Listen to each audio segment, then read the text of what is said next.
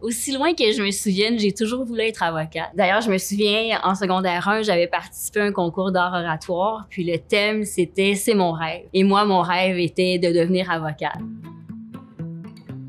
Je me suis vraiment posé la question d'où ça venait cette envie-là, parce que je n'avais pas de modèle. Puis après avoir réfléchi, je me suis dit, en fait, ce qui m'intéressait, c'est ce que j'en voyais dans les films à l'époque. Quelqu'un qui plaide devant la cour, qui pratique généralement en droit criminel. Et quand j'ai commencé mes études en droit, j'ai vraiment adoré ça tout de suite.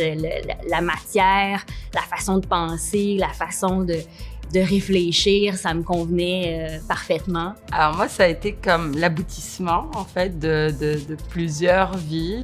J'avais, plus jeune, l'idée de devenir avocate, mais très, très vite, j'ai été rattrapée par d'autres rêves. Puis, à un moment, je me suis retrouvée dans une situation où je me suis retrouvée au tribunal, mais pas en tant qu'avocate. J'étais frustrée de ne pas pouvoir plaider ma cause toute seule. Donc, à la fin, je me suis dit, quand l'occasion s'est présentée, puis que j'ai vécu l'expérience de l'expatriation, c'est peut-être l'occasion de vivre ce rêve-là, parce que je me voyais vraiment dans le rôle d'avocate, puis que j'étais une très, très grande fan de Suits, la série.